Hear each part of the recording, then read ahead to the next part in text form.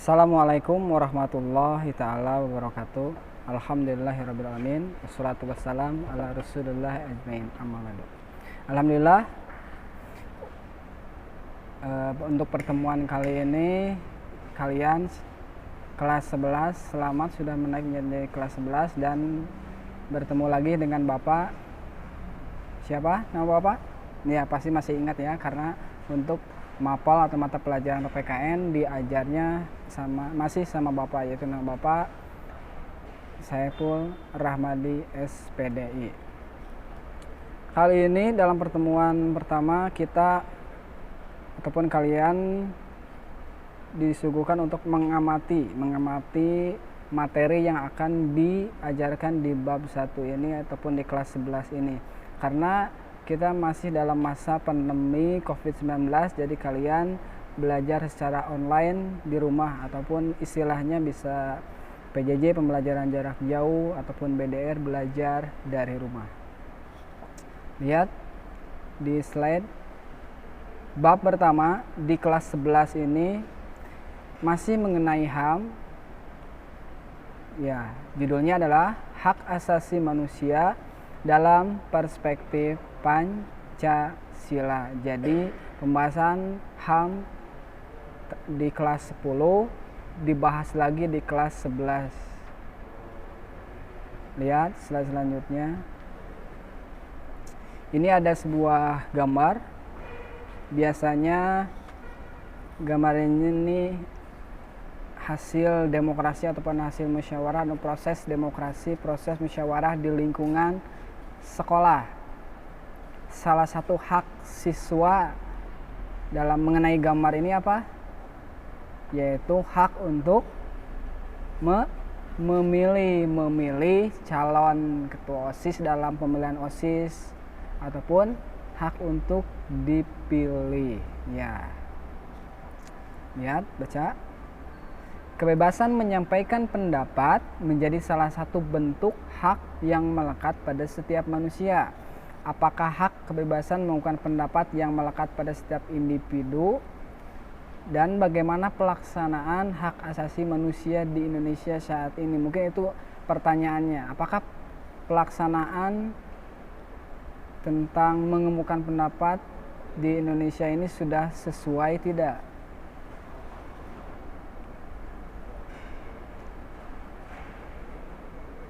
Lihat di slide selanjutnya. Tujuan pembelajaran kelas 11 ada 1, 2, 3, 4, 5 poin mengenai HAM. Yang A, hakikat hak asasi manusia atau HAM. Yang B, HAM dalam dasar negara, konstitusi negara dan peraturan perundang-undangan. Yang C, pelanggaran HAM di Indonesia. Dan yang D adalah upaya penegakan dalam perspektif Pancasila. Itu tujuan pembelajaran untuk kelas 11. Lihat slide selanjutnya. Tadi yang poin yang A kan tentang hakikat HAM ataupun pengertian HAM. Di kelas 10 juga dipelajari, mungkin kalian masih ingat. Coba ingat-ingat lagi, buka-buka lagi bukunya. Apa sih pengertian HAM atau apa sih hakikat HAM?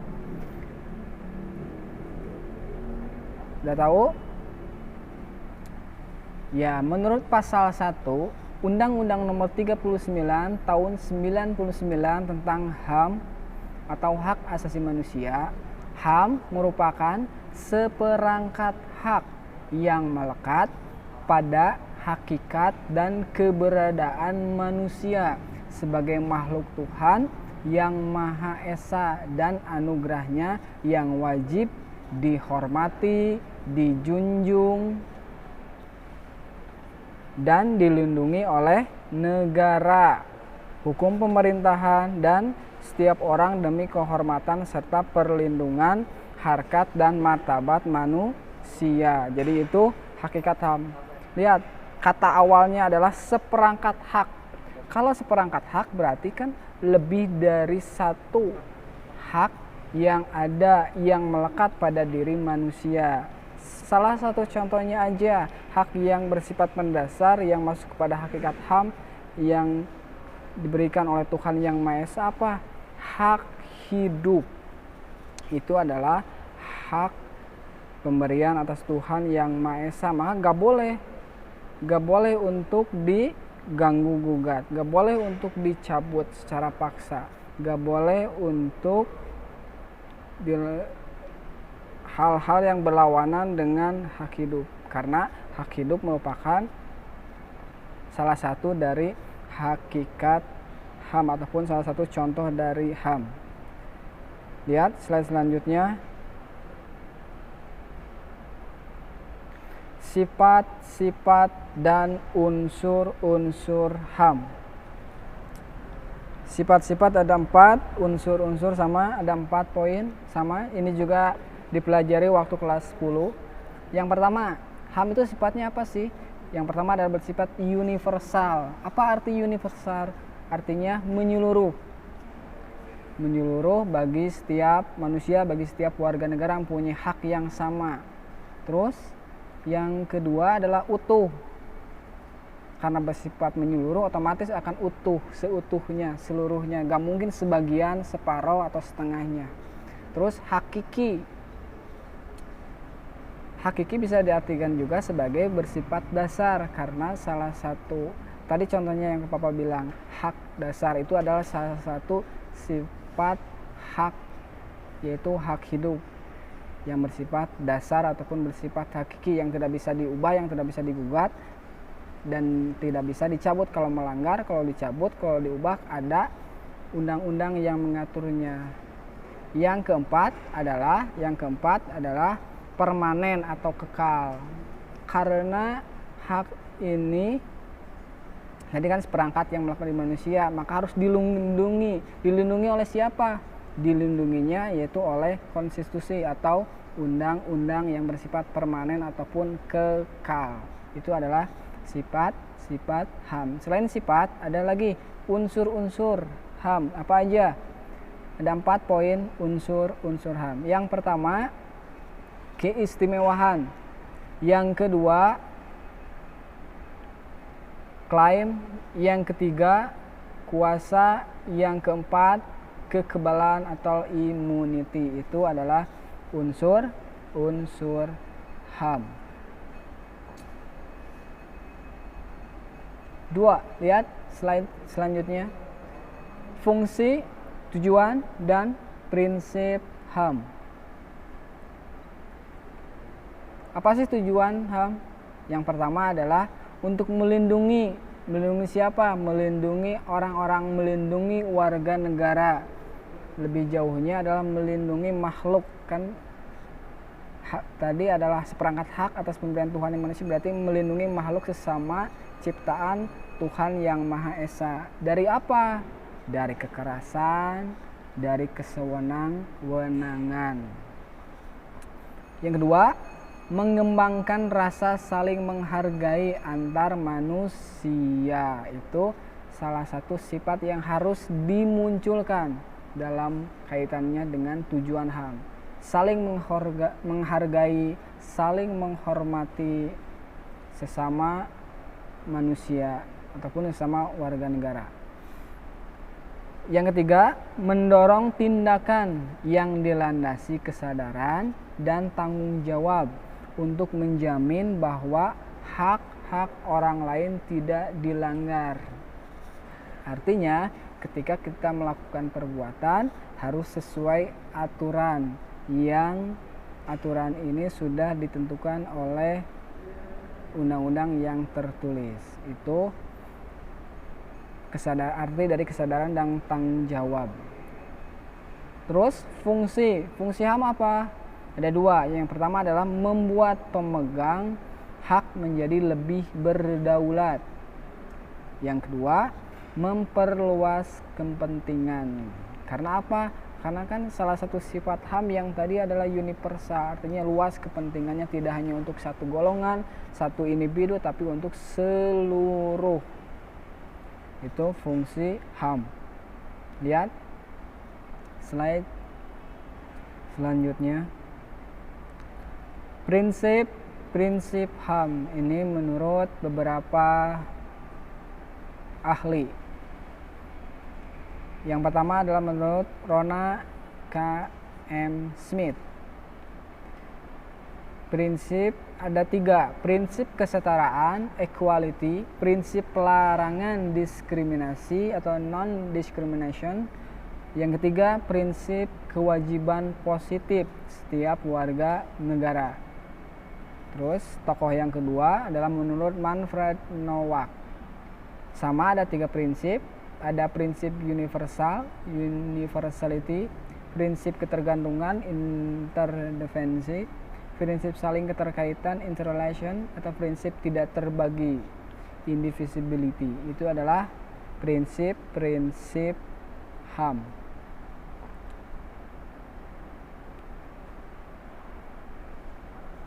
Teori-teori HAM, lihat masih sama, ini juga biasanya menurut beberapa tokoh HAM yang ada di dunia.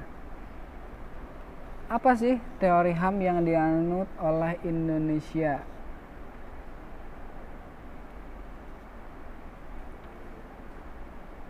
Otomatis berkaitannya adalah dengan Pancasila. Lihat di slide ada Pancasila, ada 5 sila, 5 dasar. Setiap sila, setiap dasar mempunyai HAM ataupun hak yang berbeda. Kalau mungkin lihat di slide, di gambar, ini adalah nilai-nilai praksisnya. Ya, jadi kalau hubungannya dengan Pancasila ada nilai-nilai ideal, ada nilai instrumental, dan yang ketiga adalah nilai praksis. Ya, ini yang tampil di slide adalah nilai praksis dari setiap sila yang berhubungan dengan hak asasi manusia. Salah satu contohnya apa? Lihat, sila yang pertama. Bunyi dari Pancasila, sila yang pertama apa? Ada yang tahu? Apa? Ketuhanan yang Maha Esa. Nilainya apa? Ini adalah salah satu nilai praksisnya, pengamalannya, yaitu memeluk agama dan beribadah sesuai agama yang dianutnya. Itu jadi kebebasan untuk memilih ataupun memeluk agama sesuai dengan keyakinan. Ada juga pasalnya. Pasal berapa? Ada yang tahu? Kemarin kan sudah dibahas di kelas 10. Salah satunya ada di pasal 29 ayat 2 tentang kebebasan beragama. Lihat slide selanjutnya. HAM dan konstitusi negara. Jadi HAM ini diatur oleh negara. Salah satunya ada di bab 10A pasal 28. Jadi ada amandemen, ada pemajuan di setiap hukumnya. Salah satunya pemajuan HAM ada di bab 10A pasal 28A dan atau sampai 28J, khusus tentang hak asasi manusia. Undang-Undang Dasar Negara Republik Indonesia tahun 1945.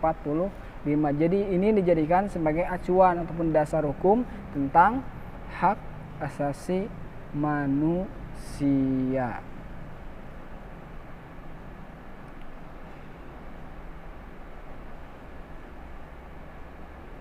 Ya, karena ini masih pengenalan, lihat. Kalian tinggal lihat slide-slide yang sudah Bapak tayangkan. Ada HAM dalam peraturan undang-undang. Jadi setiap hak diatur, ada pasal yang terkaitnya. Salah satu dasarnya adalah dari Undang-Undang Nomor 39 Tahun 99 tadi tentang hak asasi manusia.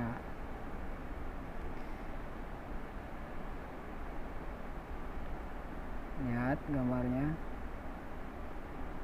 Ya. Selain berhubungan dengan Pancasila, juga berhubungan dengan bidang-bidang yang lainnya, seperti bidang Ipolexos Budhankam, ideologi, politik, sosial, budaya, pertahanan, keamanan, ataupun peradilan. Semua bidang mencakupi kepada HAM.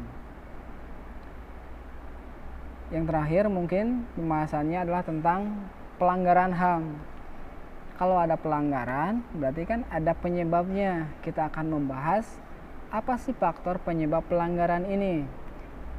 Faktor penyebab pelanggaran HAM terbagi menjadi 2. Yang pertama adalah faktor internal, berarti internal dari dalam dari pelakunya, dari individunya. Yang kedua adalah faktor eksternal dari luar. Ada gangguan, ada ini dari luar. Salah satu contoh faktor internal apa? Egois, tingkat kesadaran yang rendah, sikap tidak toleran, dan faktor eksternal ketidaktegasan aparat penegak hukum, penyalahgunaan kekuasaan, dan kesenjangan sosial dan ekonomi. Itu faktor-faktor penyebab terjadinya pelanggaran HAM. Lihat slide selanjutnya.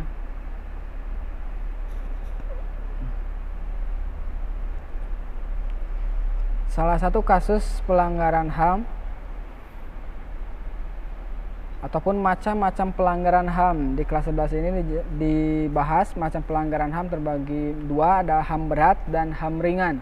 Ini dibahas dulu pelanggaran HAM ringan. Apa aja? Lihat, ada 1, 2, 3, 4, 5 poin. Salah satunya ataupun yang sering terjadi di lingkungan sekolah apa? Biasanya kalian siswa suka terlambat ketika datang ke sekolah. Itu salah satu pelanggaran HAM. Ataupun membolos pada saat jam pembelajaran. Itu adalah salah satu pelanggaran HAM yang dilakukan oleh siswa. Ini salah satu pelanggaran HAM berat. Jadi HAM berat terbagi 2. Apa aja? Ada yang dinamakan kejahatan genosida atau genocide. Yang kedua, kejahatan terhadap kemanusiaan. The crime of humanity itu. Contohnya apa genosida? Pembunuhan anggota secara kelompok ataupun seluruhnya. Jadi dimusnahkan ataupun dibunuh semuanya, itu dimasukkan dengan genosida. Kalau kejahatan terhadap manusia, contohnya pembunuhan, pemusnahan, perbudakan, dan lain-lain yang termasuk kepada HAM berat. Jadi itu tadi bentuk dari pelanggaran HAM, ada 2 kan, HAM ringan dan HAM berat. Dan HAM berat terbagi 2 lagi, apa? Genosida dan pelanggaran terhadap kemanusiaan. Contoh-contoh kasus pelanggaran HAM mungkin kalian sudah tahu dan dipelajari di kelas 10. Di buku paket juga ada. Salah satunya yang sering dibahas mungkin tentang peristiwa Tanjung Priuk, Trisakti, ataupun peristiwa AB Pura di Papua. Itu salah satu pelanggaran HAM. Jadi itu aja sekilas pembahasan dari Bapak, karena ini pertemuan pertama. Mudah-mudahan kalian bisa mengingat kembali, memahami masih tentang hak asasi manusia. Jadi untuk pertemuan kali ini cukup sekian. Mohon maaf apabila ada kesalahan.